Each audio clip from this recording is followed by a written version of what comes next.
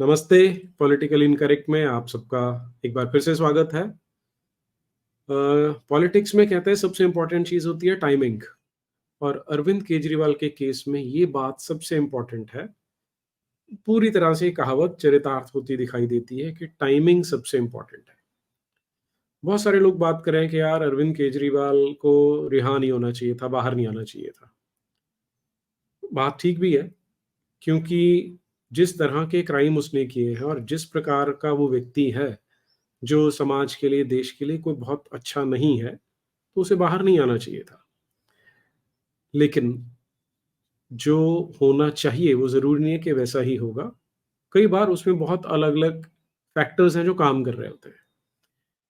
अभी अरविंद केजरीवाल ज़मानत पे बाहर आया है, वो कोई बाइज़्ज़त बरी नहीं हुआ। हालाँकि जो आम आदमी पार्टी के प्रवक्ता हैं या उनकी जो बॉडी लैंग्वेज है या जिस तरह के वो ढोंग कर रहे हैं, उससे ऐसा जताने का प्रयास ज़रूर किया जा रहा है कि अरविंद केजरीवाल रिहा होके आ गया हो और उसने कोई बहुत बड़ी जंग जीत ली हो। और वो अगर आप टैक्टिकली देखें तो it makes a lot of sense.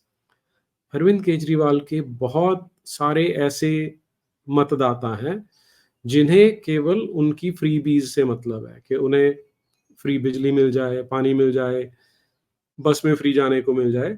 उन्हें उतने तक ही कंसर्न है। सच-झूठ से उनका कोई लेना-देना नहीं है और वो बहुत अधिक पॉलिटिकली अवेयर भी नहीं होते हैं कि इन सब चीज़ों के लॉन्ग टर्म इफ़ेक्ट या फ्यूचर रैमिफिकेशंस के दूरगामी प्रभाव क्या पड़ सकते हैं।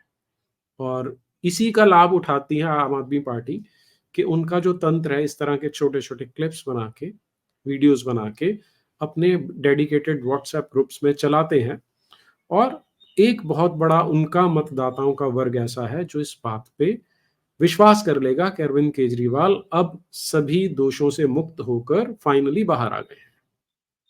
ये तो उनकी राजनीति है जो चलती रहेगी और सदा चलती रही है। लेकिन इसका एक दूसरा एस्पेक्ट भी है कि अरविंद केजरीवाल के बाहर आने का राजनीतिक फायदा, पॉलिटिकल बेनिफिट किसे मिलने वाला है। अब क्योंकि आज जब हम ये बात कर रहे हैं, केवल 3 हफ्ते रहते हैं, हरियाणा में इलेक्शंस होने हैं, जो दिल्ली के बिल्कुल साथ सटा हुआ। और दिल्ली में क्योंकि आम आदमी पार्टी का बहुत अधिक प्रभाव है, तो उसका कुछ ना कुछ प्रभाव प्रत्यक्ष या अप्रत्यक्ष रूप से हरियाणा पर भी पड़ता है। और केवल हरियाणा को यदि छोड़ भी दें, जो 3 सप्ताह बाद इलेक्शंस हैं, तो कुछ ही महीने बाद संभवतः फरवरी में दिल्ली के इलेक्शंस आने वाले हैं। यदि अरविंद केजरीवाल इन 6 महीने तक और जेल में रहते, तो आम आदमी पार्टी को इसका नुकसान होता।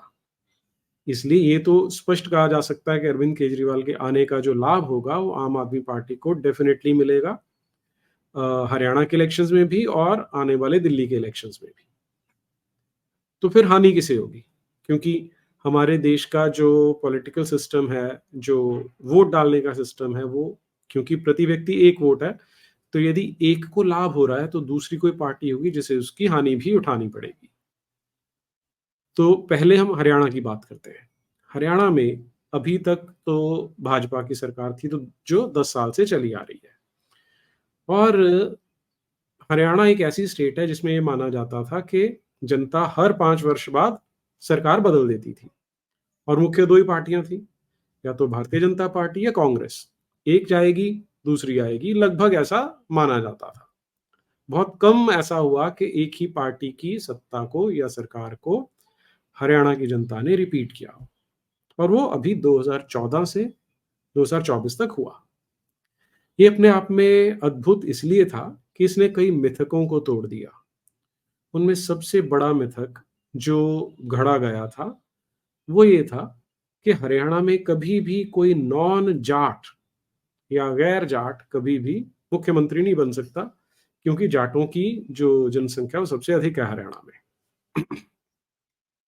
लेकिन भारतीय जनता पार्टी ने ये करके दिखाया जब उन्होंने मनोहर लाल खट्टर को मुख्यमंत्री बनाया और उसके बाद नायब सिंह सैनी को मुख्यमंत्री बनाया।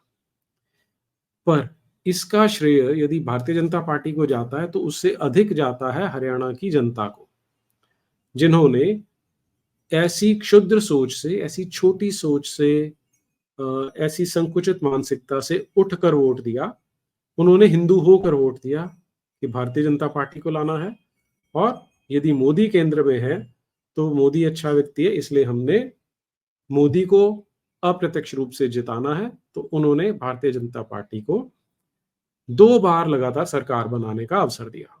इस इलेक्शंस में एक तो भारतीय जनता पार्टी के ऊपर एंटी इनकम्बेंसी आ गई है, क्योंकि जनता बोर होती है। हालांकि बहस के लिए ये कहा जा सकता है कि अगर गुजरात को देखिए तो वहां पर तो 25 साल हो गए एक ही पार्टी की सरकार आ रही है, वो ठीक बात है, लेकिन एंटी इनकम्बेंसी फैक्टर रहता ही है, बशर्ते के जो नेता है, जो पार्टी है, वो बहुत अच्छा काम कर रही हो, उस केस में एंटी इनकम्बेंसी फैक्टर छोटा हो जाता है। लेकिन हरियाणा में भारतीय जनता पार्टी की अपनी बहुत सारी गलतियों के कारण यहाँ पर एंटी इनकम्बेंसी फैक्टर तो था ही, उसके साथ साथ लोगों के मन में बहुत अधिक अप्रसन्नता है भारतीय जनता पार्टी को लेकर। उसके कई कारण हैं। एक कारण तो भ्रष्टाचार है। हालांकि खट्टर सरकार ने बहुत चीजों में, बहुत केसेस में भ्रष्टाचार पे लगाम लगाने का प्रयास किया। पहले जो बदलियां की जाती थी, ट्रांसफर्स की जाती थी, पदोन्नतियां की जाती थी, प्रमोशन दिए जाते थे, वहां पर पर्ची का खेल चलता था या पैसे का खेल चलता था। अब कई डिपार्टमेंट्स में ऐसा नहीं है और लोग इसे स्वीकार भी करते हैं। किंतु एक तो जो सरकारी भर्तियां बहुत कम की गई, लोगों को रोजगार कम मिला। दूसरा, जो रोजमर्रा का भ्रष्टाचार है उस पर किसी प्रकार की हरियाणा में लगाम देखने को नहीं मिली, तो इससे भी लोग त्रस्त हैं। ये 2 बड़े कारण हैं। प्लस तीसरा कारण, जो कि काफी बड़ा कारण है, वो है कि भारतीय जनता पार्टी के जो कार्यकर्ता हैं उनमें बहुत बड़ा वर्ग एक ऐसा है जिनका कहना है कि हम मोदी जी की जो तुष्टीकरण की या तृप्तिकरण की नीतियां चल रही हैं उससे बहुत आहत हैं, इसलिए हमने वोट नहीं दिया था भारतीय जनता पार्टी को, इसलिए हम नोटा दबा देंगे लेकिन बीजेपी का समर्थन नहीं करेंगे। ये बात शीर्ष नेतृत्व तक पहुंची है, नहीं पहुंची मैं नहीं जानता, लेकिन ये बहुत बड़ा फैक्टर है हरियाणा में। और आज की डेट में संभावना यही है कि यदि कांग्रेस और भाजपा का सीधा मुकाबला होता है तो कांग्रेस संभवतः जीत जाएगी, उसे एक एज मिलती है इसमें, हरियाणा के इलेक्शंस में। और वो अभी हम लोकसभा में देख ही चुके हैं कि जिस जनता ने मोदी जी को 2019 में 10 में से 10 सीटें दी थी, उन्होंने इस बार 5 पे ला दिया। तो इससे यदि भारतीय जनता पार्टी, विशेष रूप से मोदी अमित शाह नहीं सीखते हैं तो उनके लिए बहुत दुर्भाग्य की बात होने वाली है। और जो अब इन्होंने जातिगत राजनीति शुरू कर दी है कि नायब सिंह सैनी को ले आए ताकि सैनियों के वोट या ओबीसी के वोट मिल जाएंगे, ये भारतीय जनता पार्टी को सूट नहीं करता है। उन्हें जो हिंदुत्व का कार्ड है वही चलना चाहिए था और हिंदुत्व के लिए काम करना चाहिए था, क्योंकि जनता मूर्ख नहीं है कि आप बात तो हिंदुत्व की करेंगे लेकिन तुष्टीकरण भी करेंगे साथ ही साथ। तो ये दोहरी राजनीति हरियाणा में तो लगभग फेल होती हुई दिखाई देती है। यदि भाजपा की सरकार ने कुछ त्वरित कार्रवाई नहीं की, कुछ बहुत अच्छा काम नहीं किया, तो उन्हें इसका नुकसान उठाना ही पड़ेगा। जो अरविंद केजरीवाल फैक्टर है वो कहाँ काम करेगा। कांग्रेस के साथ गठबंधन टूट चुका है इनका। इस समय जब मैं ये बात कर रहा हूं, इस समय अरविंद केजरीवाल के निवास स्थल पर दिल्ली में बैठक चल रही है कि हरियाणा में किस प्रकार से आम आदमी पार्टी की राजनीति रहेगी। उसके लिए वो पूरी रणनीति अपनी बना रहे हैं।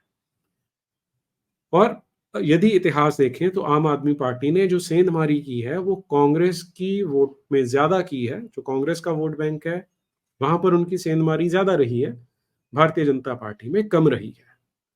तो प्रत्यक्ष रूप से केजरीवाल के आने का लाभ आम आदमी पार्टी को है, लेकिन परोक्ष रूप से या अप्रत्यक्ष रूप से केजरीवाल के बाहर आने का लाभ भारतीय जनता पार्टी को मिल सकता है, क्योंकि यदि कांग्रेस की वोट घटती है तो उसका लाभ भारतीय जनता पार्टी को होगा।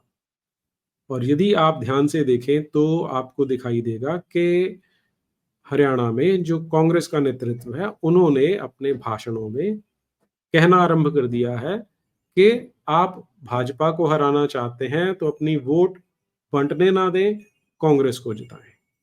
ये स्पष्ट संकेत है कि केजरीवाल के आने का कांग्रेस को प्रभाव पड़ने वाला है और वो इससे थोड़ा-सा घबराई हुई है।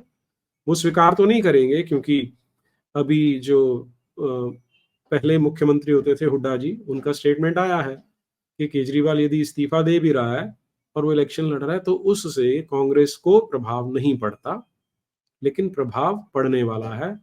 पर कांग्रेस की अपनी राजनीति है, उन्हें अपना स्टैंड ऐसे रखना ही पड़ेगा। तो देखते हैं क्या होता है हरियाणा के इलेक्शंस में। अभी 2 दिन में केजरीवाल ने बोला है कि वो त्याग पत्र देने वाला है और नया मुख्यमंत्री संभवतः आतिशी मार लेना या सौरभ भारद्वाज में से कोई चुना जाएगा। देखते हैं क्या होता है। नमस्ते।